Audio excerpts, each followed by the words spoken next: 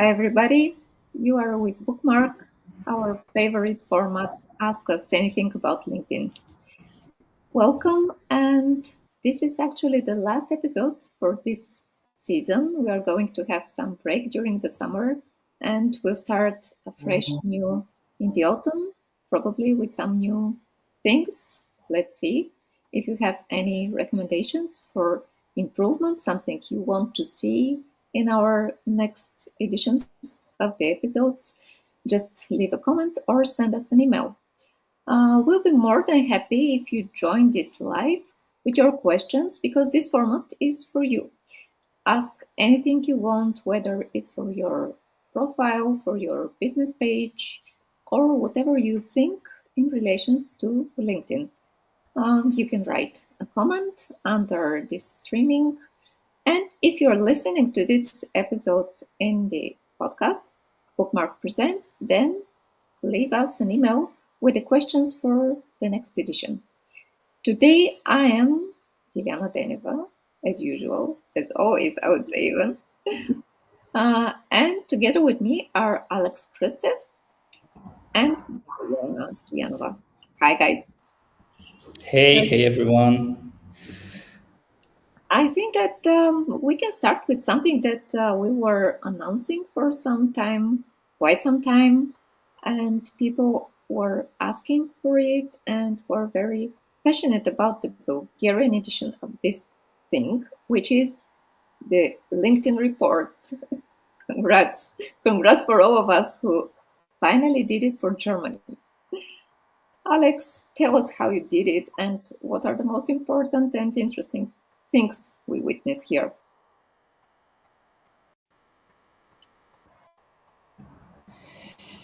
Hi from me.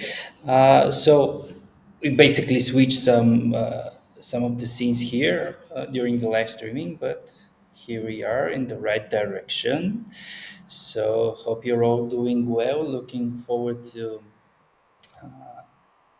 I don't know, maybe rocking the beaches. But before that, before we go to the seaside, it's time to see how German companies and, of course, German users are doing on LinkedIn. As Didi mentioned already, we've been publishing the Bulgarian edition of the LinkedIn market overview reports. In fact, we're calling them in different ways among ourselves in the agency. But this one here is the first edition of the LinkedIn in Germany report. So it basically has the same structure, a few pages in the beginning about BookMark as an agency, LinkedIn as a social network, as the professional social network, and of course with personalized data for Germany. What we see here is that there are currently 19 million users in Germany that you can reach through your organic content or through, of course, LinkedIn ads. And just for some context, through the process of creating these reports, we try to use mostly official data, which means data from LinkedIn's campaign manager, which is, of course, the ad platform, data from Sales Navigator, who give us the opportunity to go in depth using over 25, in some cases, even 30 filters. So the details we are including in these reports are hopefully as accurate as they can be. Let's go back to the report itself. Probably some of you are familiar with its structure, but we usually begin with the overview of the audience by demographics, what part of the total audience of internet users in a certain market you can reach through LinkedIn communication, LinkedIn marketing. Then we try and see what German LinkedIn users do, where they're located. If you try to reach them through LinkedIn ads, what will be the cost, how many people, the success rates, like CTR, etc., etc. Then we go basically to industries, how many professionals work in different industries, then who is active, which is usually the most interesting part, who has posted, what kind of content, who are those people, what do they do for living, etc., etc. And we have this pretty interesting table with the top 10 companies in Germany for 2023. Uh, for this one, we used LinkedIn's own top 25 companies list. In fact, we took the first 10 companies. So you basically see here a competitor analytics that we did for them using those 10 companies. Uh, and one of the quotients here is something that we will talk about a bit later in today's live. So let's stop here. So give the floor back to Didi. Seeing the report, I'm curious, what's your opinion? Who will be this report beneficial for? Is it for professionals, for marketers, for company owners? Um, we have some experience with the Bulgarian report and know who had interest in it. So maybe you can share insights from that experience. Yeah, of course. When we created the structure of these profiles, we in fact, of course, was we were thinking about who would use them, who they be beneficial to. So first of all, CMOs, marketing people from different ranges of companies, enterprises, of course, SMBs as well.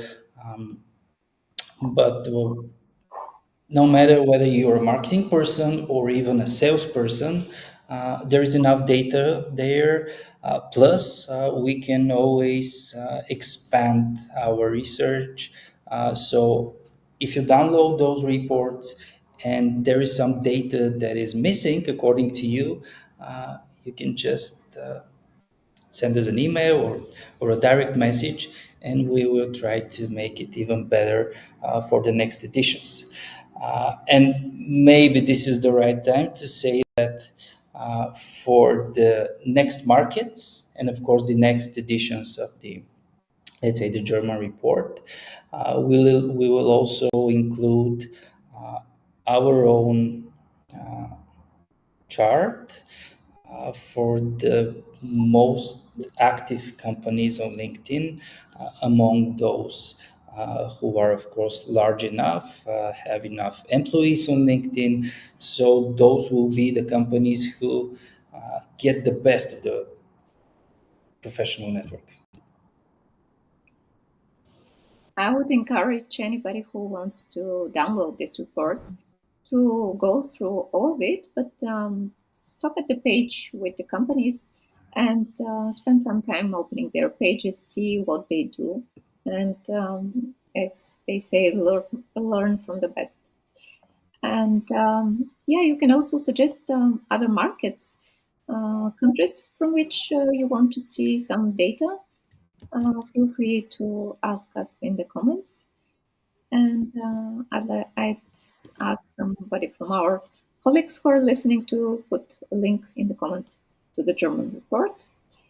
And I would go further now with the favorite topic, something which we can not hide and skip from any other edition of this format. This is the AI topic, which is going deeper and deeper. And of course, apart from using it for text, for copywriting, we can use it for images. Probably some of the next editions will invite one of our three lovely designers to elaborate on the topic. But for now, we're going to share, actually, Dari will, what we currently see as an indicator that some image is modified with AI tool. Dari, share with us what your um, expectations are and what you see now. First of all, hi everyone. It's been 2 months. I've been missing you. I've been missing Didi's hosting and Alex Insights as well. So, as Didi said, it's the age-old topic of AI again.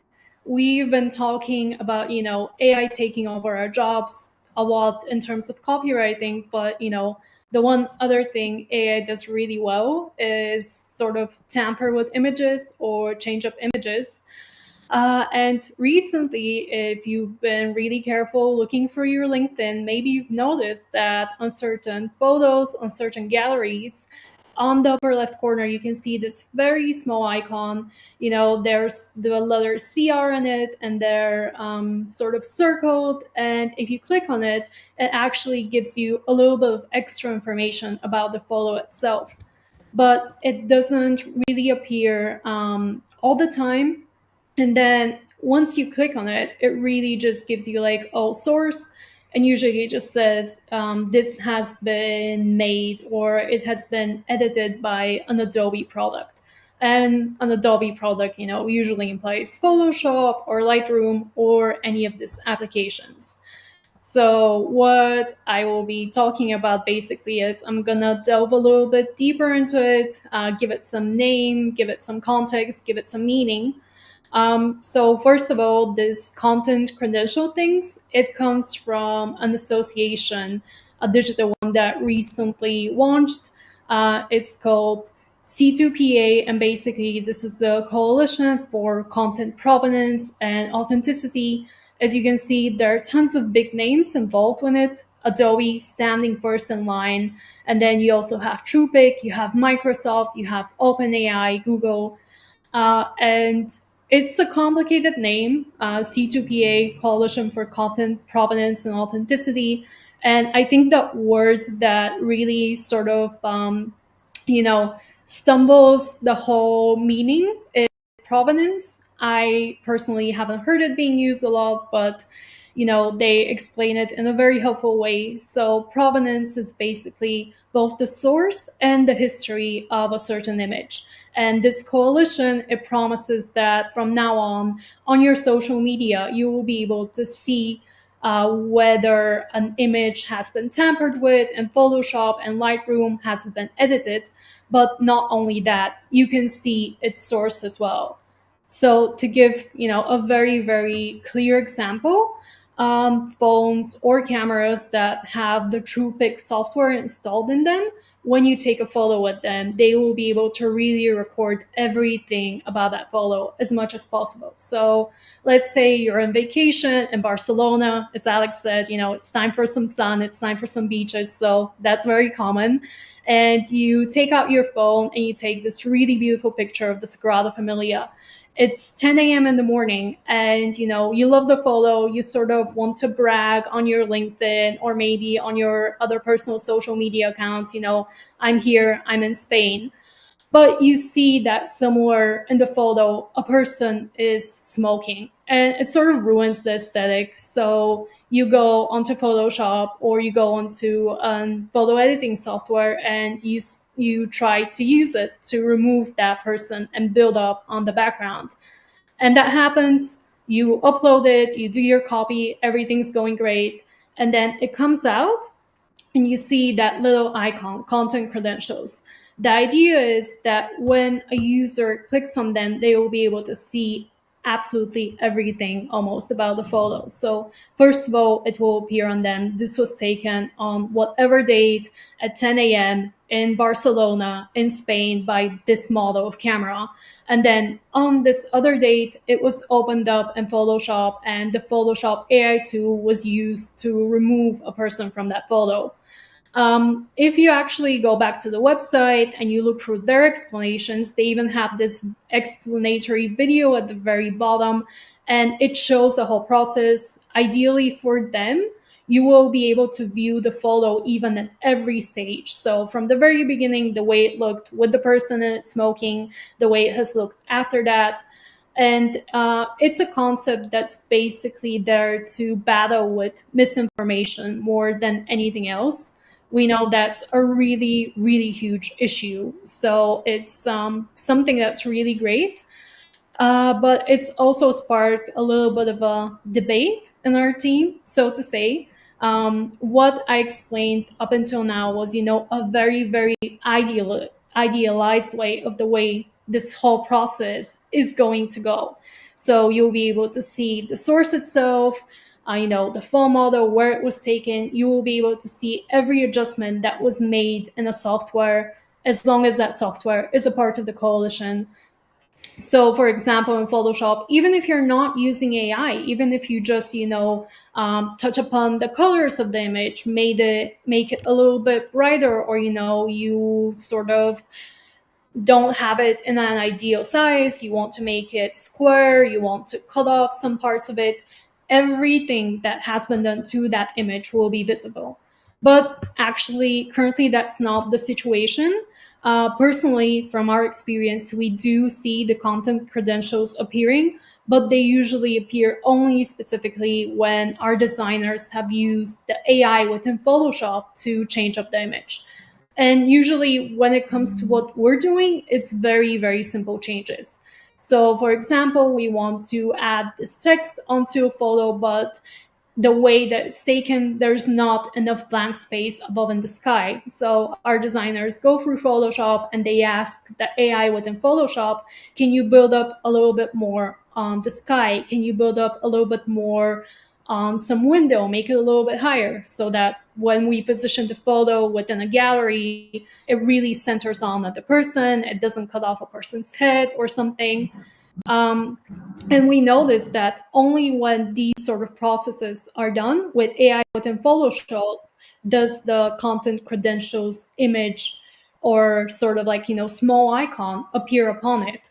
And it's not even full. You can see what Alex is showing right now. It basically just says issued by Adobe products. It doesn't say Photoshop. It doesn't say how exactly the image has been touched upon. It just gives this very, very basic information about it. So there's definitely a lot more to build up upon, and we're in a very, very beginner stage where only the basic information is given. In an ideal world, as I said, we'll be able to see when the image was taken, we'll be able to see its original form before it went through Photoshop, and we'll be able to see that in Photoshop, the thing that has been done exactly is the AI tool has been used to do this or that action. So yeah, it's the end ideal stage. What we have right now is very rudimentary, and the discussion that was sparked is, do we want to have that appearing on photos that we've uploaded? Do we want that appearing on accounts that we manage? And honestly, for me, the answer is yes. It's not that big of a deal. As I said, for me, this C2PA standard, what it's really trying to tackle is misinformation.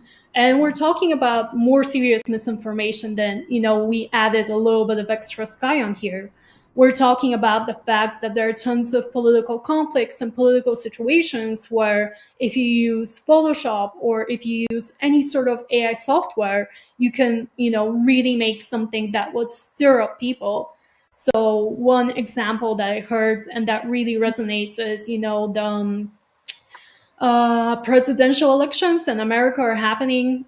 In other instances, back in the day, there have been, stormings of the White House. let's say that someone uses Photoshop and then they recreate an image like that, and you know, it really stirs up the crowd. They say like, oh, these and these supporters, they're seeing, they're doing something, they're seeing something. So that's a very serious political situation, and yeah, it's made to deal with things like this.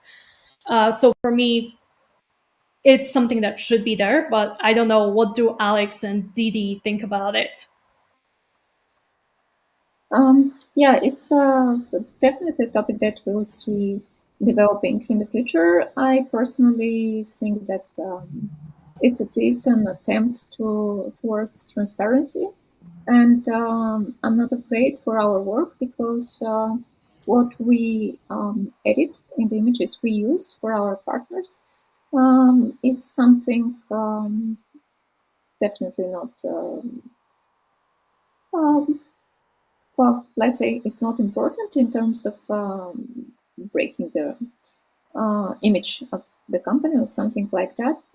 It's just cosmetic addition. And as you said, the important topics in terms of politics and serious issues, not only politics actually. Politics can be anything related to society. Um, we can be more cautious there. I don't know whether Alex has some other stance on that. No. Yeah, I'll remain quiet.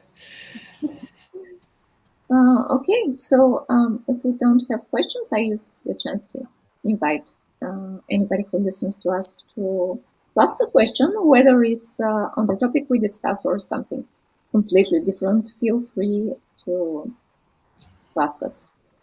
And I'm going to go now to the topic of new features, which we constantly see on the platform, luckily. Not everybody at the same time. Features are usually rolling out continuously. So the next one, which we are going to tackle, is something which not any of us see currently. It's about analytics, something which every person who wants to have a thriving presence on LinkedIn needs to follow. That's the new weekly sharing tracker. What do we see here, and how can we use it? Alex, I think you have it on your profile at the moment. Am I mistaken? Well, unfortunately, I don't. In fact, even though we're 10 people in the team currently, only one of us has the really neat weekly sharing tracker. It's Annie, one of our designers, and this is although this is something that someone sent us a few days ago, which means it's not a screenshot from Annie's profile. But what we see here is that the new weekly sharing tracker sets a milestone for every LinkedIn user, 3 actions a week. It may be either a post, an update on our own profiles, a comment, or a contribution to the articles who give us the really cool. They're not golden, but maybe dark yellowish badges. So what you can do is go to a collaborative article and leave your contribution, which means that currently LinkedIn are trying once again to nudge us a little bit to be more active in order to work on our personal branding, personal profiles, our content marketing efforts, and I don't know, maybe we should wait for more people to have this thing rolled out, and then, of course, make some tests, the before and after, Even if somebody, as we've already seen, some people think that those milestones of 3 actions a week are basically nothing, since many people publish at least 3 posts a week. They leave dozens of comments, even daily. And of course, not many people, but still, some people contribute on a daily basis to collaborative articles in order to receive a top voice badge in their own industries. So, uh, at least this thing is a step forward to be proactive, not just active in a way, to go with the strategy, to know that you should undertake some actions, to publish consistently, to engage on other people's updates, profiles, etc. Of course, to work in a thought leadership direction, leaving your comments and POVs in collaborative articles. So, looking forward to seeing this one in my analytics section in the personal profile. You can check even right now if you go to linkedin.com/dashboard, which is the page of the personal profile analytics. And if you see it currently already, I kind of envy you, but let's leave it. Let's leave it here.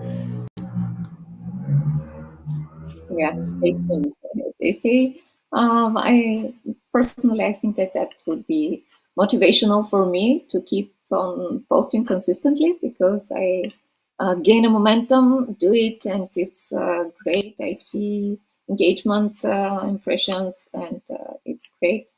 And there are moments when I don't have the time.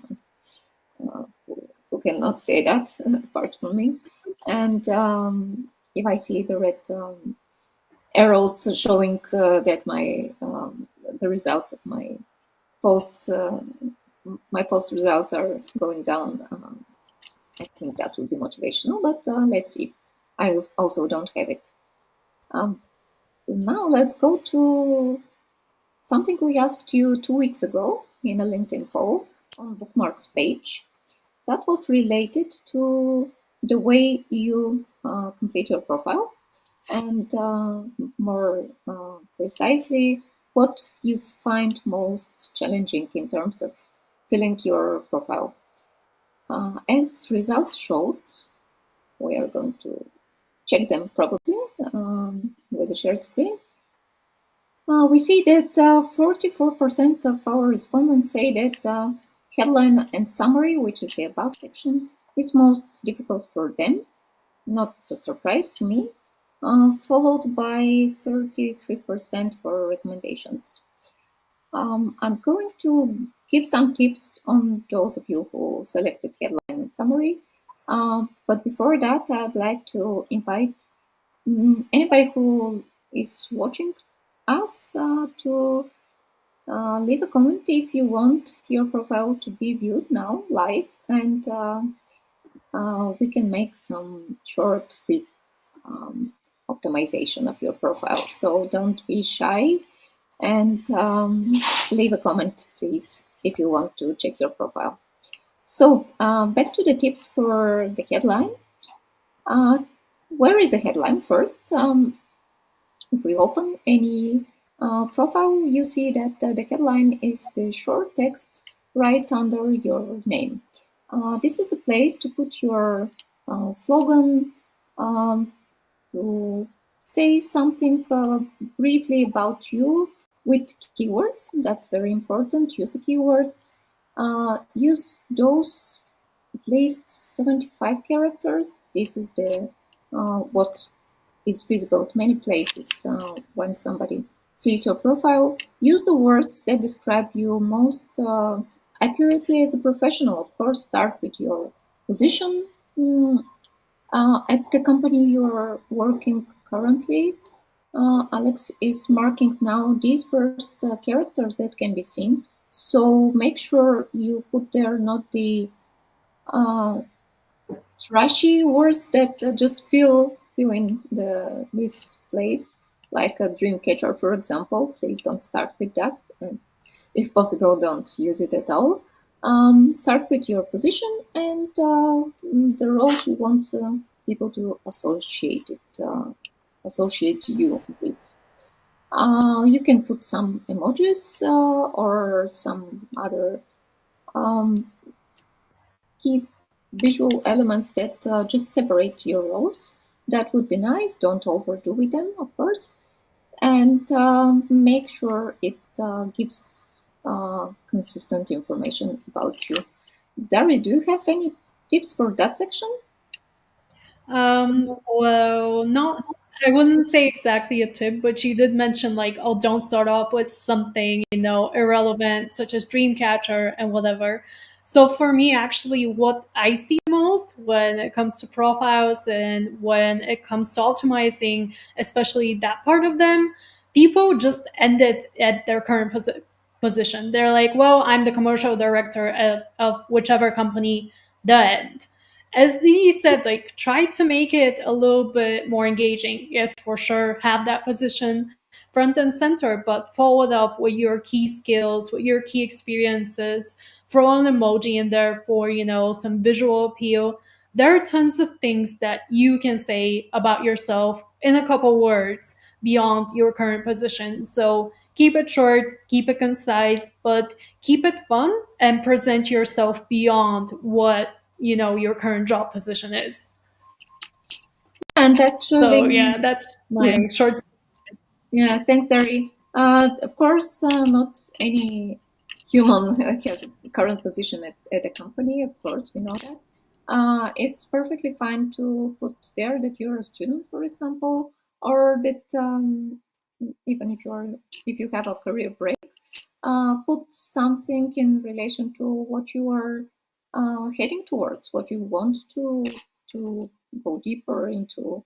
Um, Actually, start with your goals on LinkedIn, what they are, and after that, just catch the keywords and put them there. As for the about section, which is the longest text on the profile, it's the one that is mostly difficult for many people. I bet that those of you who chose it on the poll was because of the about section. Here, if you click on the see more button, you see my whole about section. At first glance, of course, I won't ask you to read it now, but at first glance, you see that I have several paragraphs, which makes it nice and easy to read. It's not a whole block of text which uh, just demotivates you to even start reading. I have some emoticons, which is okay. Again, for visual attractiveness, they are not too many, and I have started actually. That's important, and I would give it as a tip because it's a common mistake that people start their about section in a chronological way. So my career started 40 years ago. I did this and this. Of course, that's important. Of course, that's part of your resume, and it makes you the professional who you are at the moment. But probably it's not the thing that you want people um, to think of you when they see your profile first. And don't expect everybody to reach the end of that section. So make sure the very first sentence, to be very to the point and say what you're doing, what you are good at, and how you can be helpful to your potential partners, clients, future employees, whatever. Make sure you stress on that in the very first 1-2 sentences. Then you can make another paragraph and start saying what your strengths are. Of course, here my favorite keywords.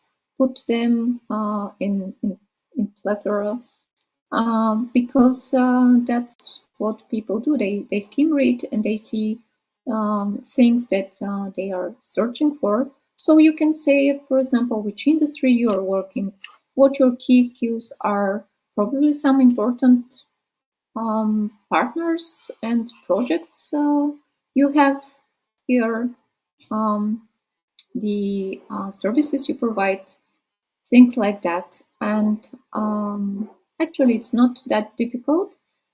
Put some call to action at the end. In a nutshell, I can speak a lot more about that because we optimize a lot of profiles with Darin. So maybe she has something to add for that section, which I forget. Yeah, as you can see, I am going to chime in again with a little bit of my own personal insights. So I think one thing that Didi didn't mention and is also crucial is, you know how you usually have, a hook or a story when you're doing copies, when you're writing simple posts. I think that's also something that should be a part of your about section. So, it's gonna sound cliche, but you are the hero of your own life and you do have something interesting to tell to people in terms of what you've done and how you've done it. So while using keywords is important and being concise with what you've done is important, try to really weave it into this bigger narrative of who you are as a person professionally and view yourself, not in a CV way where it's like, well, I've been working 12 years in this industry. I've done this one big deal in 2012 and it cost, 10,000 million. Of course, numbers are important, include those numbers, but build up to that deal. Say, I was a student when I first started being interested in this industry, or, I went into this industry on a complete whim and it ended up changing my life. Add some dynamic, add some storytelling. Imagine yourself as the hero of your career journey. And, even if you think that what you've done is very mundane, mundane is a word that applies to almost anyone. People sometimes do like the mundane and they view the mundane as something important, especially if they can connect to it. So you may think, I have a very simple story, I have a very typical story, I have a very unexciting story. But for someone that's gone through something very similar, it will be an exciting story because they'll see themselves in that story and they'll think, someone like me has done it, so I can do it as well. And I think this sort of storytelling, this sort of, trying to add excitement, trying to add a personal touch can really push a person to not just skim your profile, but actually get them to read through the whole thing.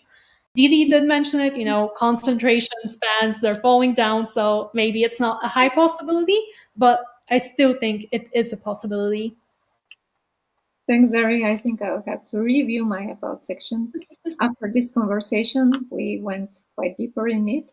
I will touch promptly to the second, actually, answer people gave on the poll. That's the recommendations.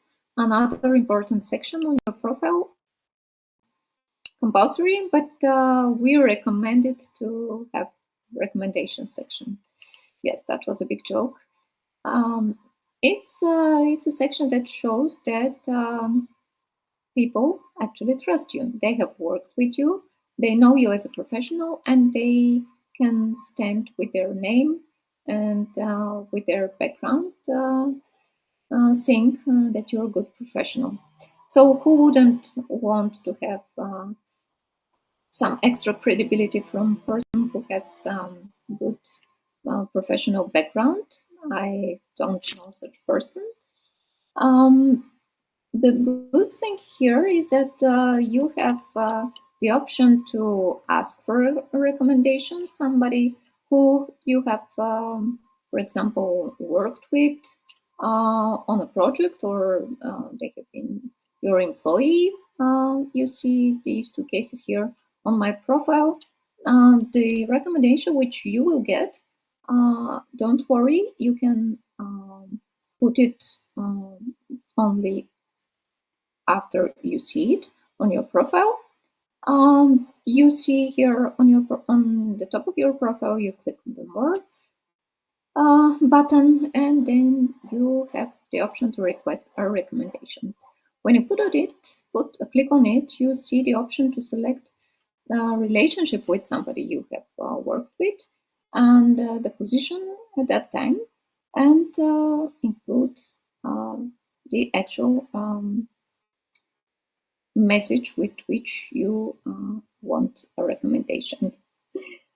Um, I would say that it's great to contact people who you have worked with, but don't give them the text of the recommendation, because it's a bit underestimating the person. Let them write whatever they want, whenever they want. That's the tricky part, that probably they can be very busy and they will delay that recommendation, but still leave the freedom to say what they really think about you. In terms of what are the occasions which you can use for a recommendation, actually, one of our new team members, Lushka, has written a brilliant article about that, which you can find on the link blog. I will steal some copywriting in that respect, but since she's not here, I can use her wisdom and mention some of the occasions which you can use for asking for a recommendation. One of them is if you have an academic achievement, use that, contact the professor or somebody you have worked on your academic paper, for example.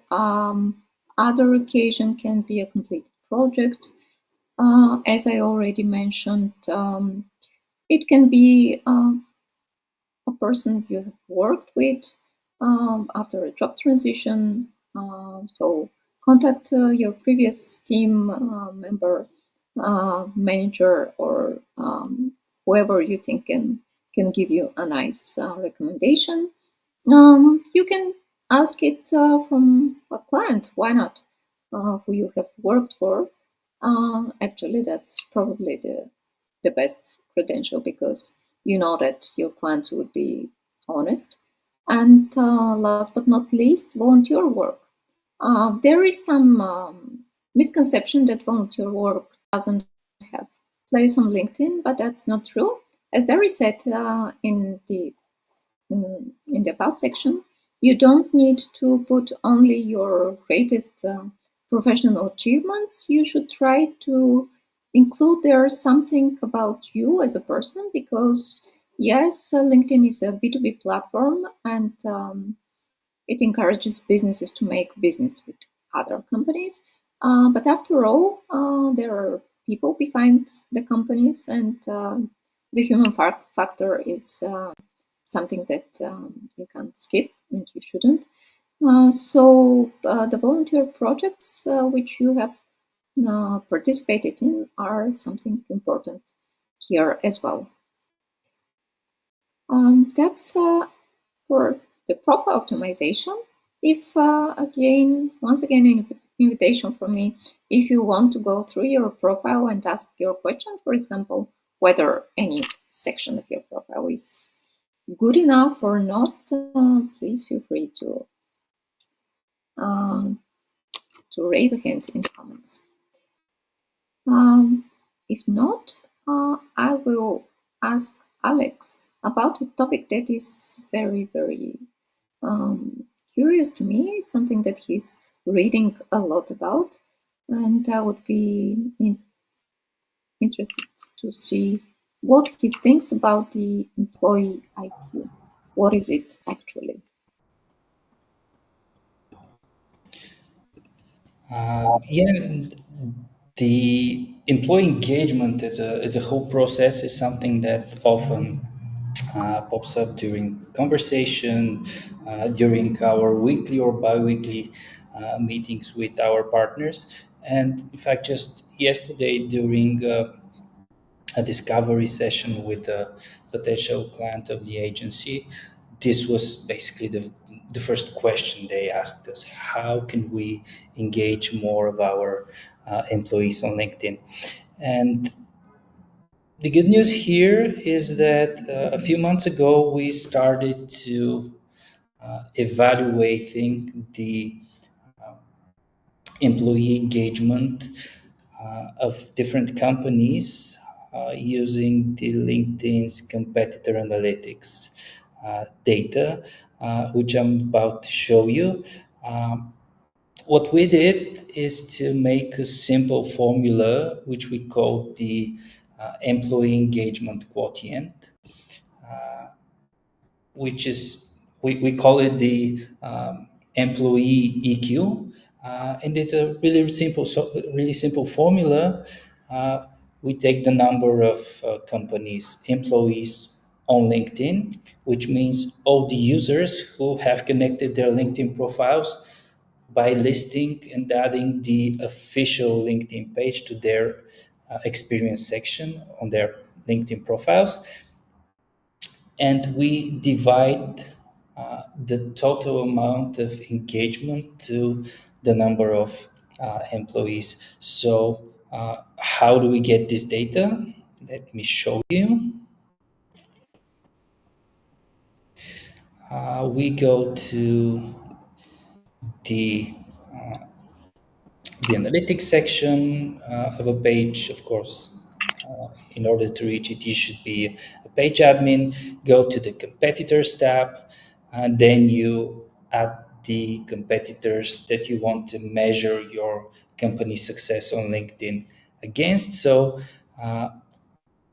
to to have enough data for our current experiment, we've included bookmarks page, and let's aim higher, the LinkedIn's page. So what we usually do is when we try to measure the employee queue, we go to a 30-day period, usually from the 1st to 30 or 31, usually from the 1st to the last day of the month. So we have June, we have the data, LinkedIn, we see the follower metrics, which are currently not that important for this case. We see the number of posts of our own page. This one here is what we need, the official page of Bookmark, not the test page that we are currently using to do the experiment. We have the total engagement metrics. So what we do is we make sure this is the right period, June 1st to 30th, okay. We export the data. Once again, the time range is right. I've exported the data. You don't see currently the app that opened, but what we will do now is just go and use a simple LinkedIn page analytics tab and the table that we've created. So I'll just take those numbers. Where are we? Number of followers, new followers. This one here is not an exact number. Followers, new followers, engagements, total posts.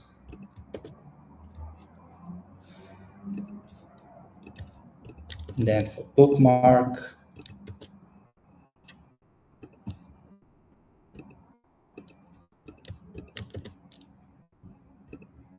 here we are.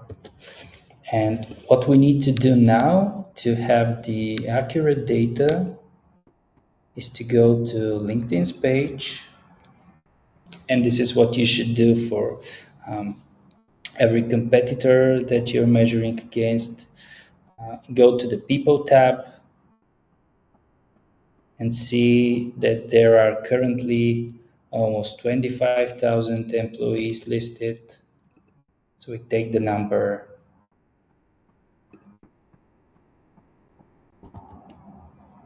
put it here.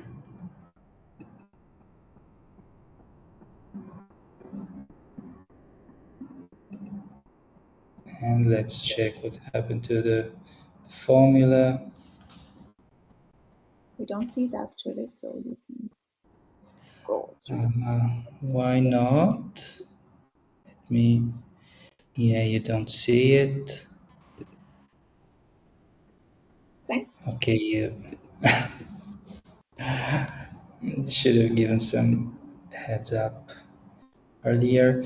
So the contact success is what we see here, and the formula just to make it work.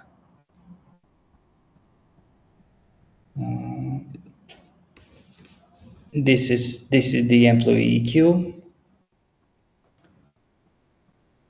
We divide the number of total engagements to the number of employees and multiply by 10, uh, which is a really good number. Usually, when we've compared different companies from different industries, usually this one ranges from between 1 and 10. So what we see here is pretty good.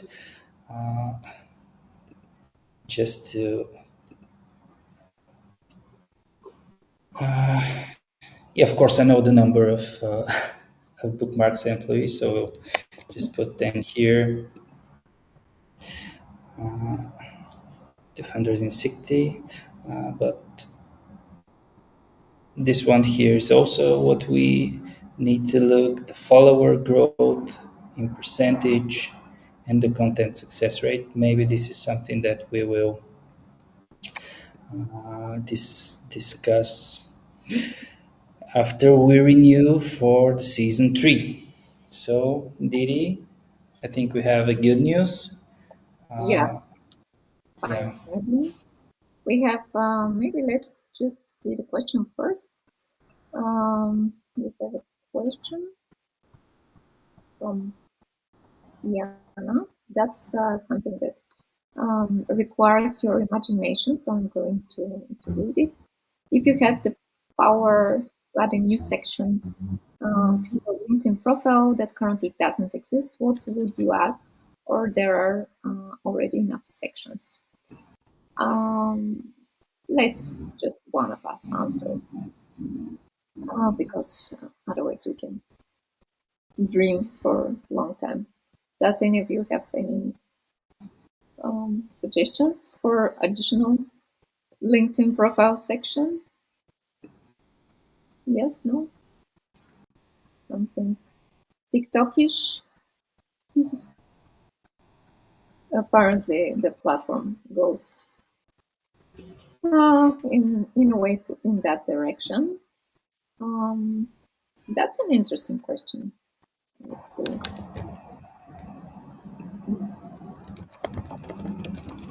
Well, that's a difficult one. I think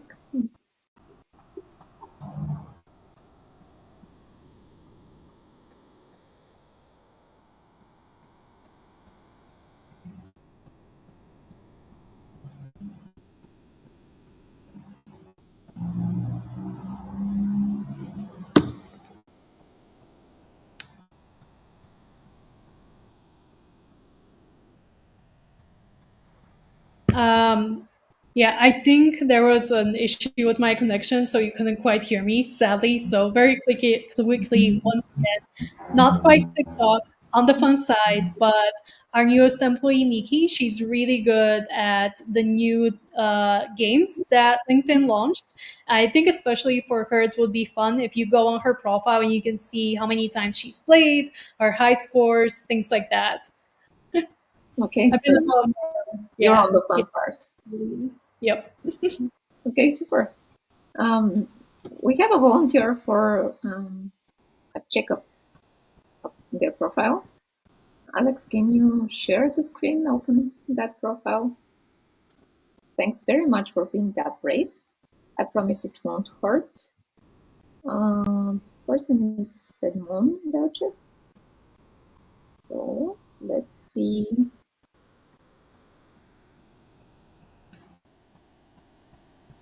Just 1 second. Okay.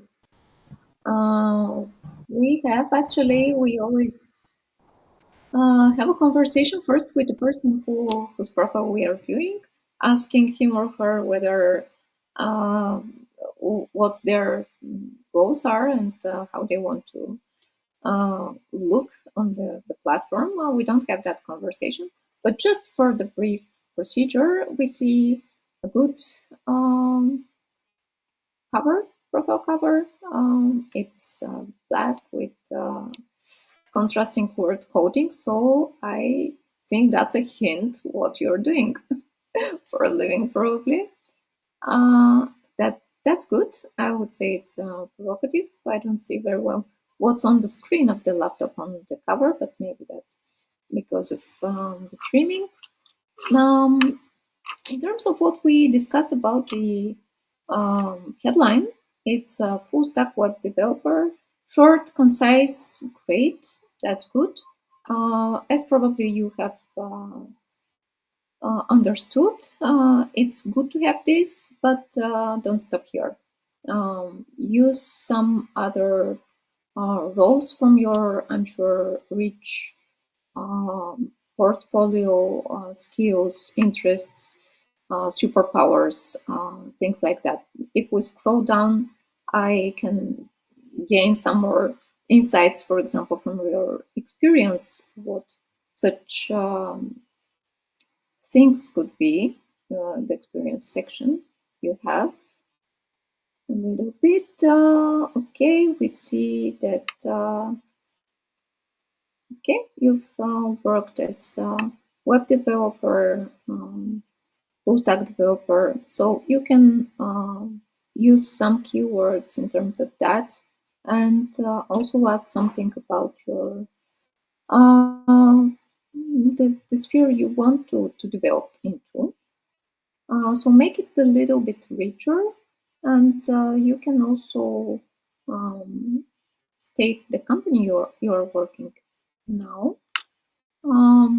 So that's what I would say here. As for the about section, we see that the top skills are yeah, here we have a relatively short about section, but let me just see. You have your what you're doing, that you are working as a web developer. You have a passion for coding. We see your academic background here, what you're proficient in, and the fact that your job is not just something you do for a living. That's very nice here. If you have some important projects that you've worked on, you can include them here, or what you want to do, for example, in the next 1-2 years, the areas you want to go deeper, and actually think in terms of who is viewing your profile, what you want to find, whether it's a new partner or whatever. What they would like to see here. So think about the person who is going to read your about section. And make sure you have the correct top skills here. We've talked about it not long ago. You had the option to have 50 skills on your profile, which was a big deal for some people, finding it hard to fill 50. Now, good news for them, you have 100. It takes some time to complete it, but make sure they are all relevant. Maybe not 100 at one time, but gradually add those that are relevant to your position now. Any other suggestions for that profile?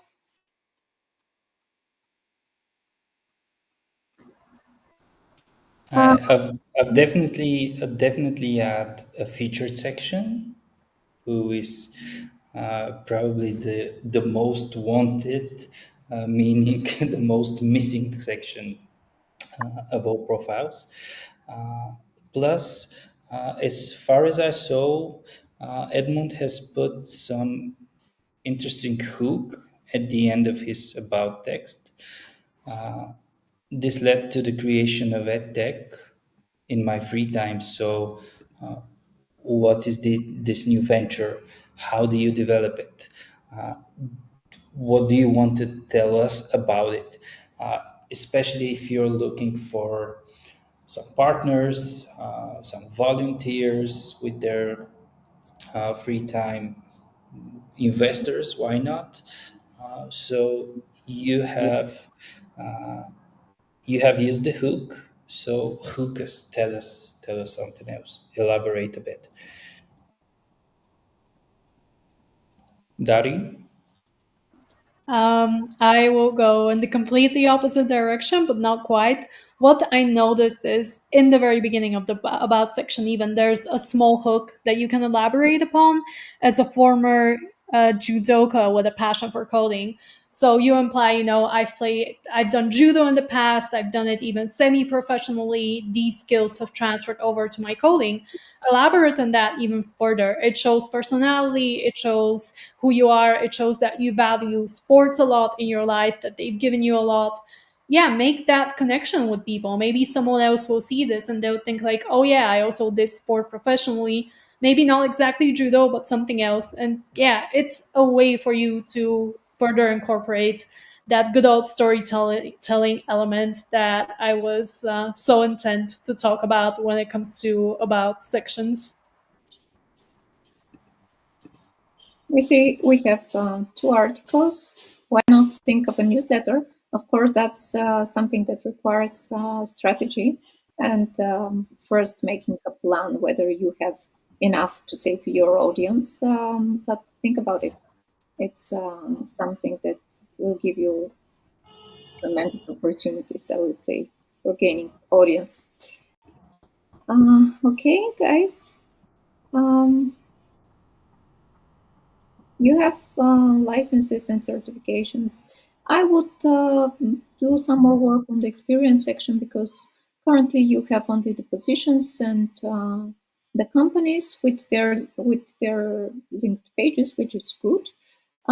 But here you can add some multimedia, the website of the company, and most importantly, what you are doing there, what your main responsibilities were there, and again, use the keywords you want to stand out in your profile.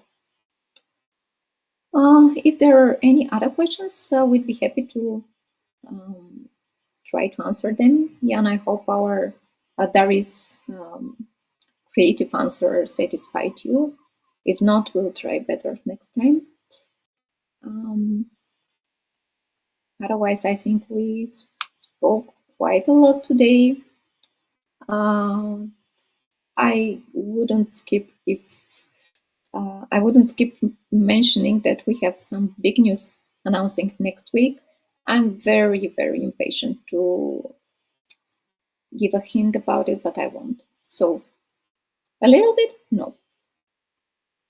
Well, it includes sea animal. Maybe that's a very far away hint. Okay, I'll stop here. Keep an eye on our LinkedIn page, on our channels. Subscribe for our newsletters on BookMark at the link blog. For BookMark Presents, which is our podcast. And above all, have a great summer. Thank you for being with us. Thanks for your time and your questions, guys. Bye, guys. Bye.